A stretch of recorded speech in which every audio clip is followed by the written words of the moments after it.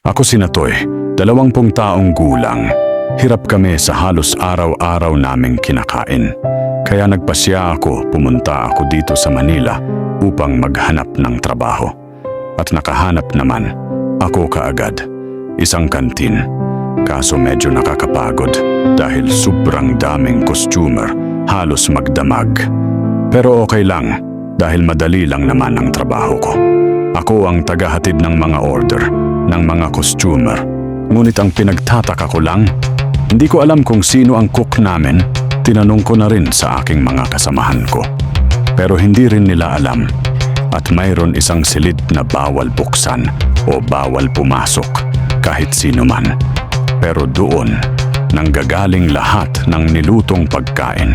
At sarap na sarap ang mga tao sa pagkain na niluto ng mga ulam sa kantin na tinatrabuhan ko. Isang gabi, duty ko, halos ako lang mag-isa. Nag-absent kasi ang kasama ko na mag-to-duty rin sana. Sa mga oras na yon, wala din halos customer. Sakto! Nagugutom. Ako nun. Kumain ako mag-isa sa kantin habang walang pang customer. At doon ko natikman ang luto at nagulat. Ako, ang sarap. Sobrang sarap. Kakaiba ang lasa niya. Hindi siya karning baboy. Hindi rin karning manok. Ang sarap talaga. Sakto lumabas din ang chip cook namin. Tinanong ko siya, ano po bang karni ang ginagamit niyo sa ulam? Ba't kakaiba ang lasa? Nagtaka ako dahil hindi ako sinagot ng cook namin. Sakto 12:00 na ng gabi. Pauwi na ako nun.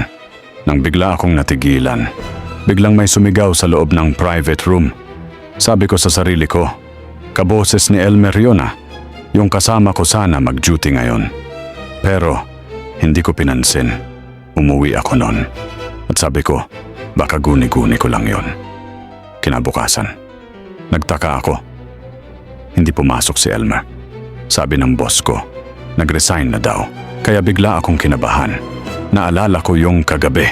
Kaya nag-isip ako ng plano kung paano ko papasukin ang private room na yan. Dahil sigurado ako, may tinatagong kababalaghan ang kantin na ito. Isang gabi, hindi ko duty. Pumunta ako sa kantin, umikot ako sa likod.